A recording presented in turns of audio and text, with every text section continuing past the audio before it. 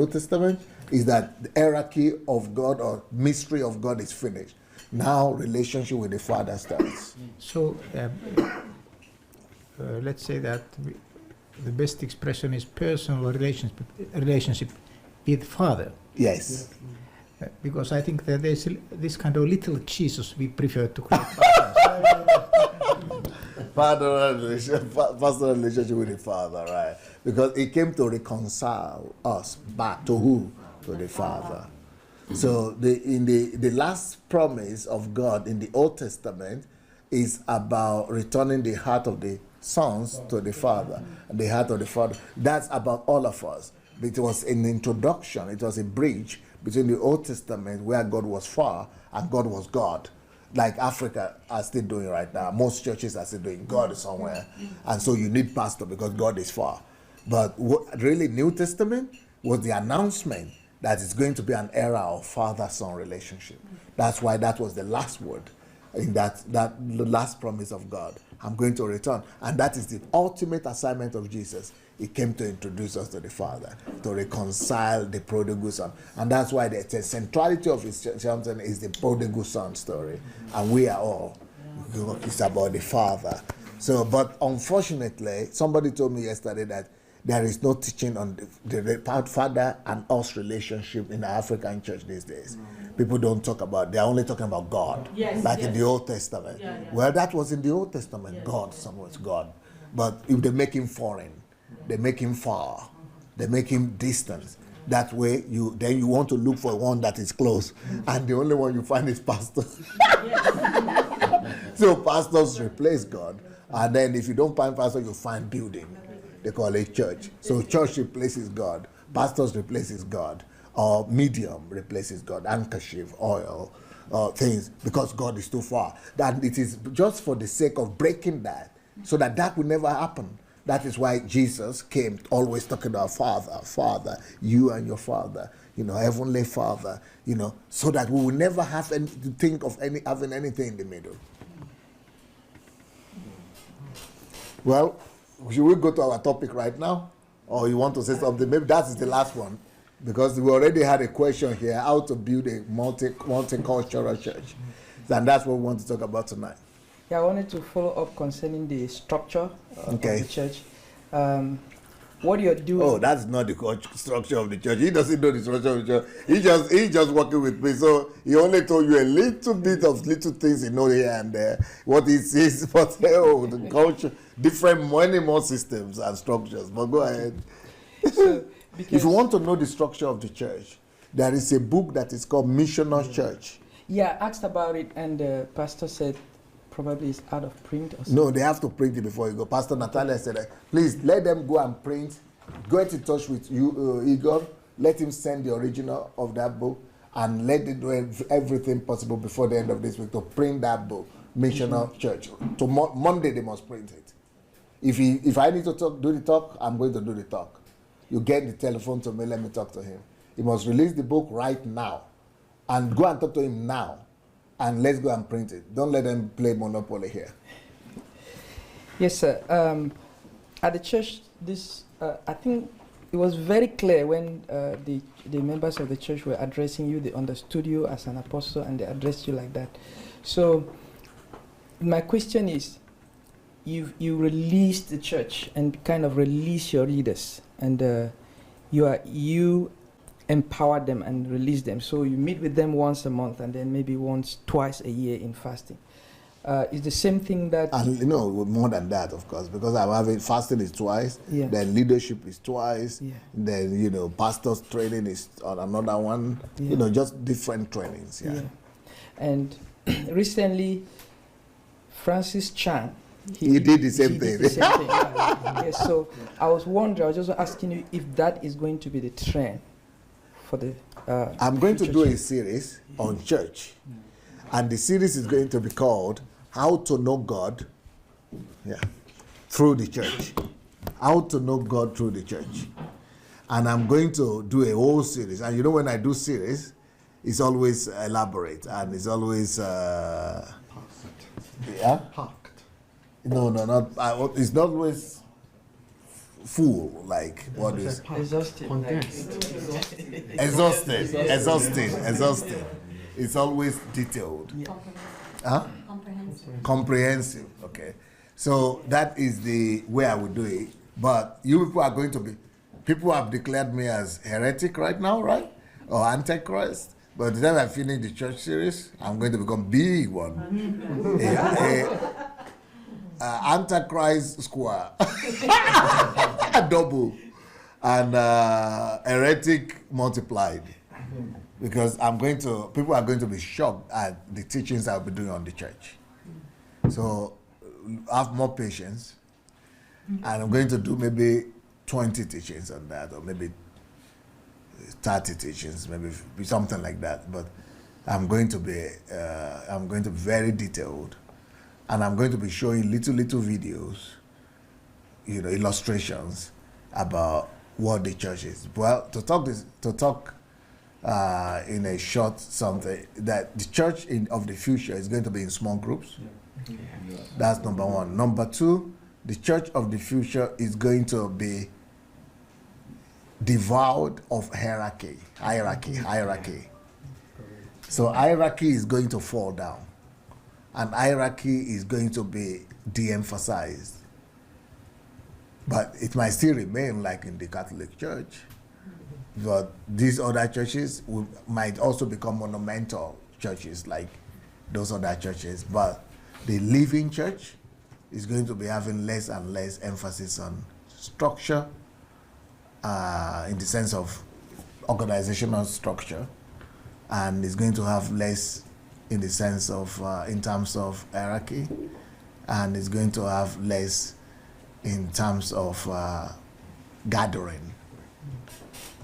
With the way the world is going, not too many people will be willing to travel somewhere to go to church anymore, because the church is going to be everywhere. Yeah. And the way, I don't know if you people know about 5G. 5G is going to be in such that all the people who are watching us at home right now, they will just be, you'll be feeling they are here. They will be feeling we are here. It will not make any deep sense to go there, because you will almost be touching. The only thing you cannot touch, but it will be so clear, it will be so real that you'll be having interaction as if, yeah. So things like the world is going to change, and it's good to be able to see ahead. Okay. All right. So I was given a task. Two people asked me about the question. I'm going to allow you people to address it or introduce us to what you want me to talk about. Transcultural church, you want to start? And then you. The big question you have been troubling me with since you came. Come forward a little bit so that they could see you. Thank you very much, sir. We asked Pastor this question. As a pastor, especially an African pastor here in Europe, how do we pastor a cross-cultural church, or a church of multinational? How do we do it effectively? What are the changes that we need to make? What are the things that we need to prepare for to accommodate it? Okay. Not only you. Yes. My field where I am is Dallas, Fort Worth, and it's a place that it represents the microcosm of what is happening in the Western world, where the demographic is gradually changing. Churches that were primarily majority white, the neighborhoods are changing, and so in some neighborhoods you have like 40% immigrants and 50% of the original people that are living there. But most churches have still remained one culture, monoculture. So a group of people are writing bit by bit about it, but it remains difficult. My question is to ask, how can we be able to effectively break that culture? The challenge, which we, by the grace of God, God has allowed us to be able to meet with you face to face and to be able to ask you, is how can immigrant pastors, those that are coming in, they first of all have the challenge of getting integrated into the culture, the challenge of accent, and then and many other challenges. So how can they be able to successfully break through the cultural barriers that are them and plant churches that are going to be multinational and relevant to them? And there's been a lot of ways that a lot of people have tried to come up with a solution for that. Big organizations have thought, okay, let's take an immigrant pastor, then give them a room, let them begin to meet. But that's not the way you do it. Give them a room? Yeah, give them a meeting space. Oh, okay. So they come, they hold the same service like they were supposed to be holding back in their country, but just in the same building where the main church is meeting, but it's led by an immigrant pastor, and most of the people in that congregation are just immigrants, people that they are speaking the same language. They may be speaking English, but they are meeting in that same place. So they sing the song that they relate to. Usually, I don't criticize them. I just say that maybe they've forgotten about their children because their children are completely lost from what is happening. So that's one way that people are doing. But the way I saw it in church today was that you and the leaders, everybody, you met in the same place, the same time, you had the same service. Yeah. So I think you in the best place to be able to help us to understand how we can be able to cross cultures and fellowship together as one, just like it was in the Acts of the Apostles. Beautiful. Thank you so much. Точно? Okay, that vision. All right, Matthew chapter 9, verses 16 and 17 is what I would like to start with. Matthew 9. So building a cross-cultural ministry. Cross-cultural ministry. You need help? What's the problem? No, I just want to pick my phone. Oh, okay. You could listen to me read it. You don't need to open it. Just write it down.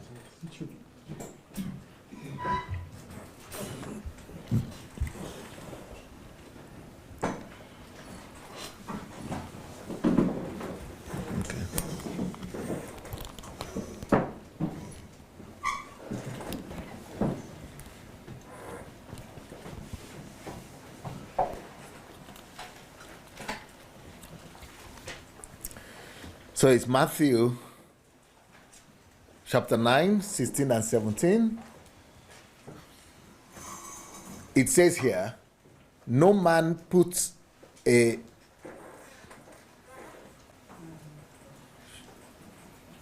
I'm on King James. Let me go to New King James.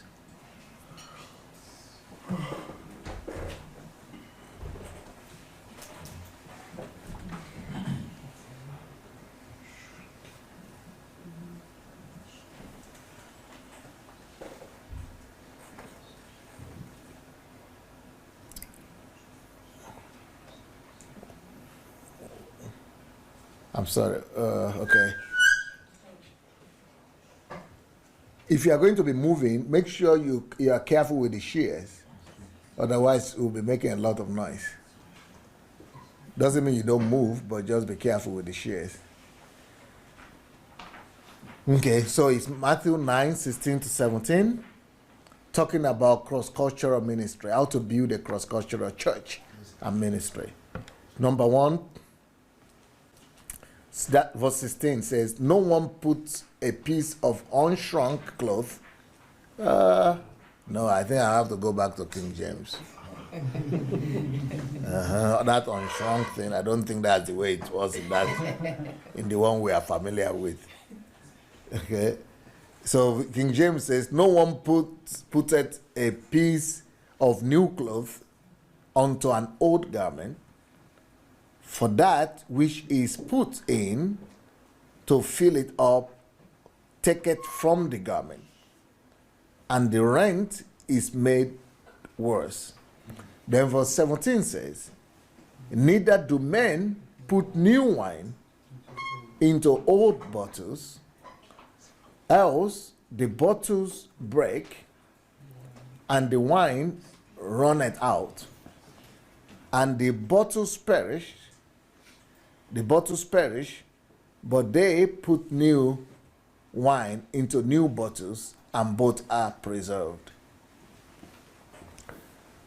This particular passage is talking, in my understanding, is talking about different things. But one of the things it's talking about is the process and the conditions for change. For change to take place, there must be some processes and some conditions. Take the whole thing and run to the room there.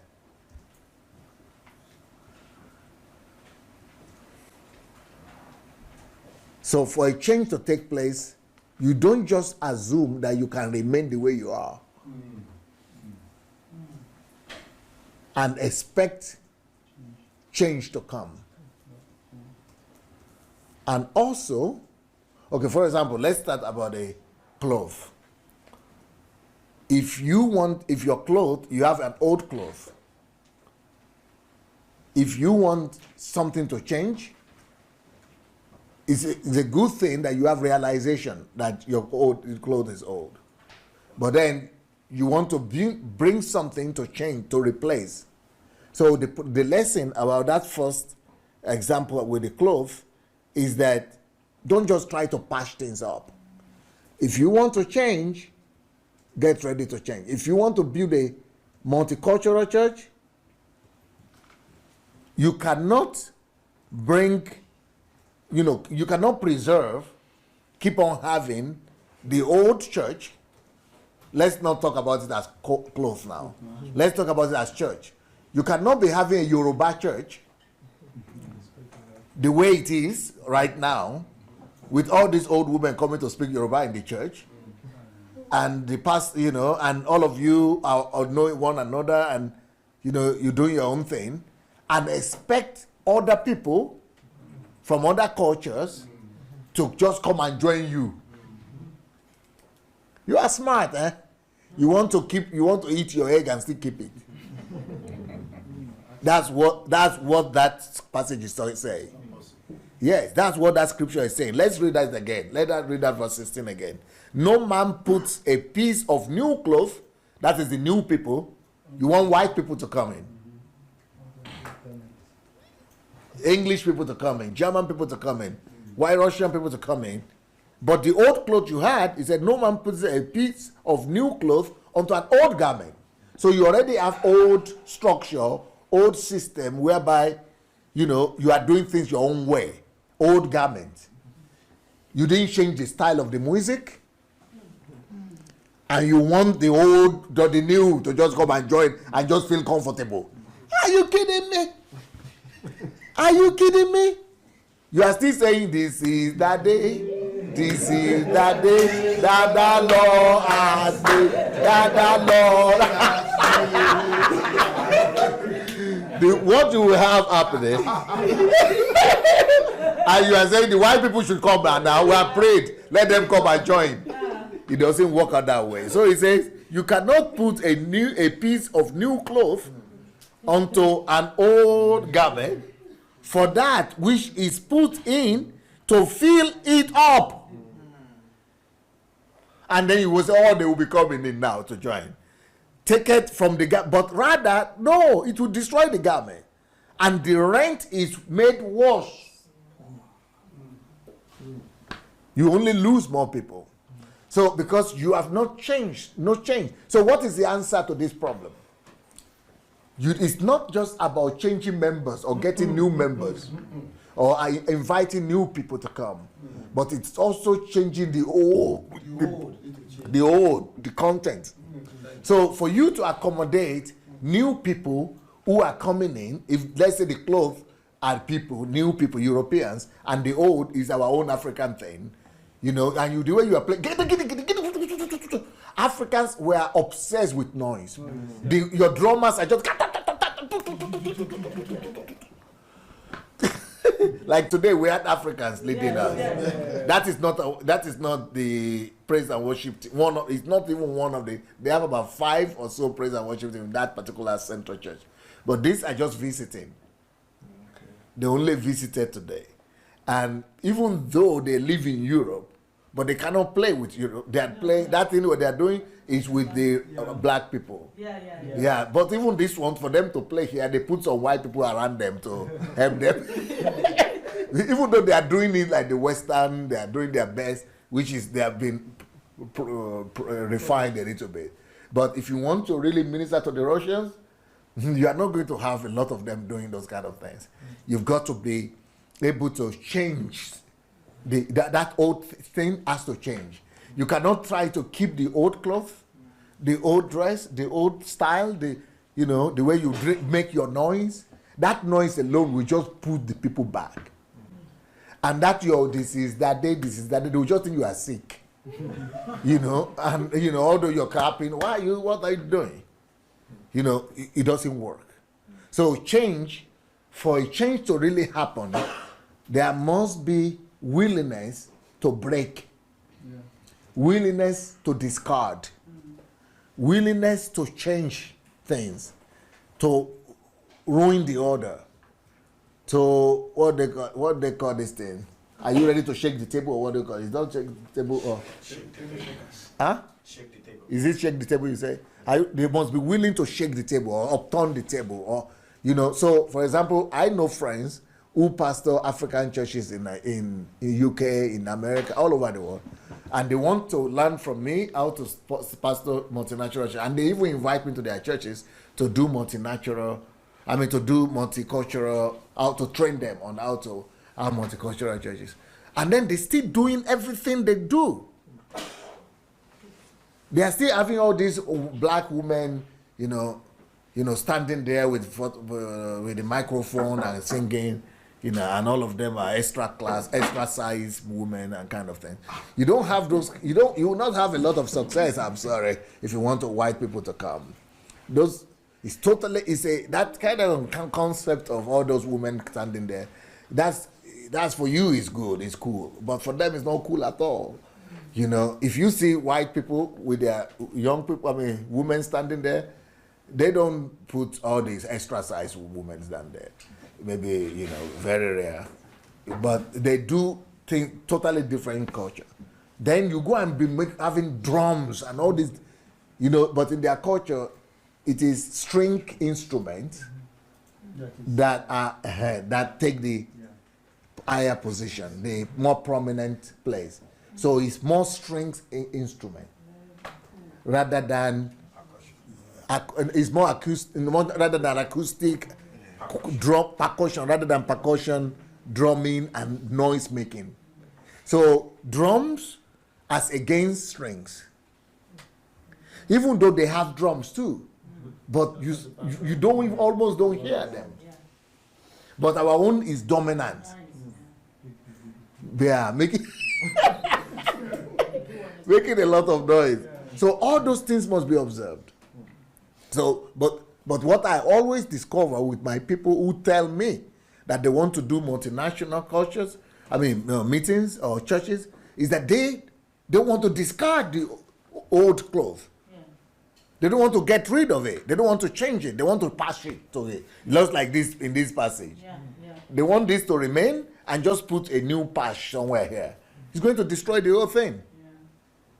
But they are not willing to redefine and really deprive themselves because they don't want to lose. So one of them told me, but the Africans, they are the money bringers or whatever. They are the givers. And we don't want to offend them because they want these things to be like this. And since they want these things to be like this, and they are the ones bringing the money, and they are the ones serving, so they are in a dilemma. Then you are not ready for a change. So it's a tough one. So that is not verse 16. Let's go now to verse 17. So what is the cure? And what is the solution that Jesus prefers.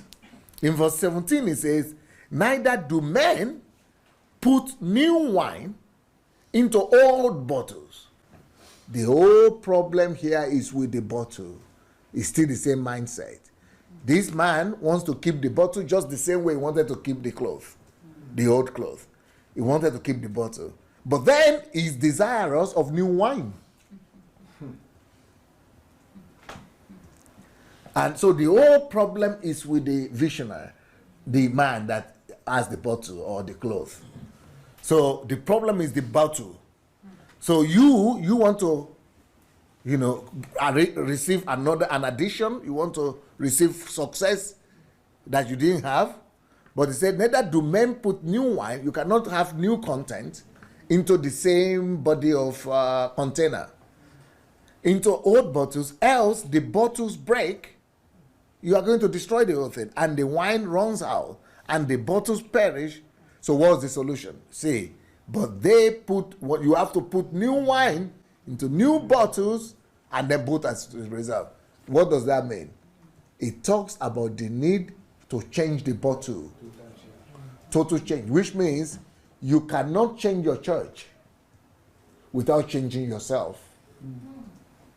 You are the one with the problem. You who owns that cloth, you are the problem. You who owns that bottle, you are the problem. You've got to change your mindset. You've got to change your understanding. You've got to change first. If you change, the church will change. If you change, the people will change. So this change must start from you and with you. You must change your own bottle. You must change your own understanding. If your understanding were to change, you will not be trying to still keep the same structure, the bottle that you are always having, because you didn't change. That's why you want to keep your bottle. You got new information and you want to use that to preserve, but you did not change. If you had changed, you would have, let me tell you my own story, how my journey started. I came here to this country and there were no churches. Then what we didn't know that there were churches really, but they were underground churches. So we started our own fellowship in the dormitories, in the hostel. But just because we're only foreigners who are Christians, so I found another Christian man who is African. Then I found people who were already there. So about 4 of us, we were just meeting. So we were meeting like that for about 4 years.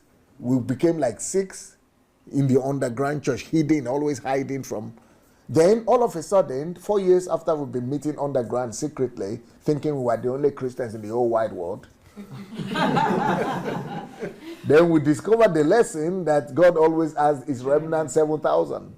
That there were a lot of Russians who were underground also meeting in the bush and meeting somewhere in apartments and things. But then when the freedom came, perestroika they call it, Gorbachev, there was Gorbachev. So he gave freedom, and then the Russians began to add freedom. They came out of the underground, they started preaching, and their people started coming. And their churches were growing, but we were still in the dormitory, only white people, only black people. We were trying to evangelize. We would do everything we could. They would come. They would just, white people were coming to look at us as if we were in the zoo. And they were just coming to stay one day and go, or just to visit.